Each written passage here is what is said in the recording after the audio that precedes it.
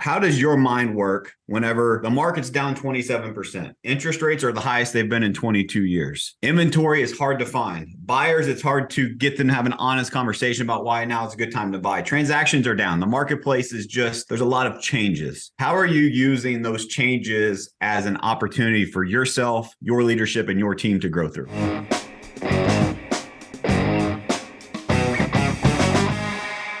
What I've noticed is, and this is someone who's not in production. I don't sell homes, and I stepped out of production in 2021. And before stepping out of production, we had a very small Navy SEALs team. It was in 2020. This is obviously the COVID time. We did 118 deals with 3 agents. That was my mindset. When I stepped out of production, I know how to sell homes. Like I can do that at a high level. I can go on a listing appointment today and be able to convert a seller into a listing. I can go meet with a buyer today. I want to add a note there because I've done this in front of rooms that I know where you're going. Let me just add some clarification.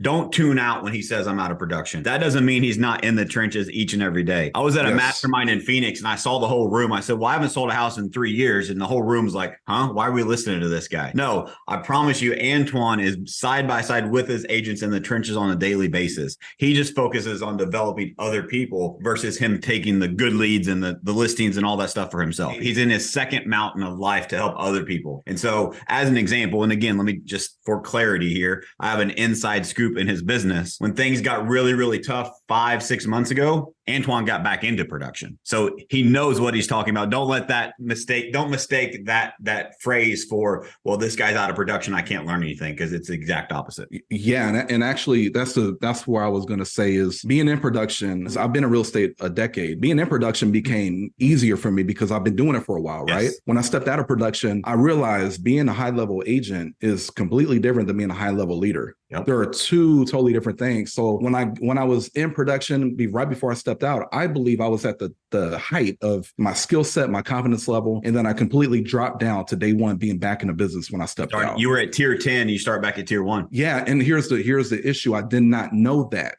I did not know. And I got hit in the mouth pretty hard. So I realized quickly that as a leader, what do you do in an organization? Because Matt mentioned that I'm in the trenches still. Like I don't even have an office. Okay. We're in our meeting room right here. I'm out there next to the agents and I'm making prospecting calls as well with them, showing them how it's done. I'm leading role plays. I'm doing stuff like that. But I didn't understand the importance of that when I first stepped out of production. So when the market did shift, I realized that they needed me more than ever to show them the way, to lead by example. And so like Matt mentioned, I doubled down. We would make prospecting calls together. I'm hitting the gong with them when we set appointments, right? But I'm not only calling consumers like buyers and sellers, but now I'm calling people that are interested in joining our team. And I'm showing them this is the way it's done. Even though the market is down 27% in our local market, got to keep in mind, we're up 2% year over year. So we're beating the market. We're doing well. However, what if we can do more? And here's how you do more. Let me show you how to do it. For those of you that maybe struggle and don't have a calculator, that means he is beating the market by 29%. I want to put that in perspective. He is outpacing the market 29%.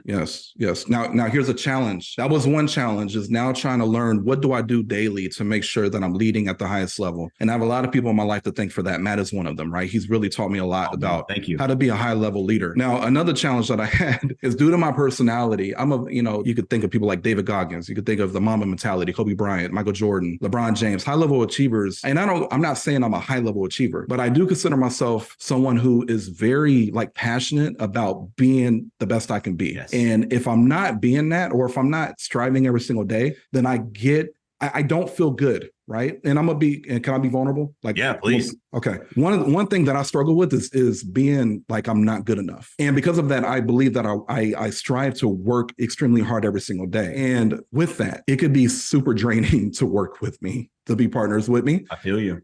So one of the things that I've really been working on, and we'll be talking about the market being down, it's much easier to be harder on your team. But now learning how to make sure that we reinforce positivity, the proper activities, now we are reinforcing that by giving acknowledgements, shouting those out, doing it alongside with them instead of raining down on them all the time. I think if it weren't for that switch, I don't know if we'd be where we're at today. And just to get more context before I throw it back to you, Matt, our team has more than doubled this year. Last year, when we did 130 deals last year, we only had 7 agents. Everybody who's on our team today, except for 2 people, are less than a year and a half of experience. So we're a team full of brand new agents. So think about it. It was even more important for me to come in and show them the way instead of me trying to hide up in my ivory tower and just say, hey, this is here's this training, go do it, right? We had to double down on accountability. We had to double down on Anthwon leading by example. This is something I'm still continuing to work on, but in the market shift, this has been the focus. I did so much there.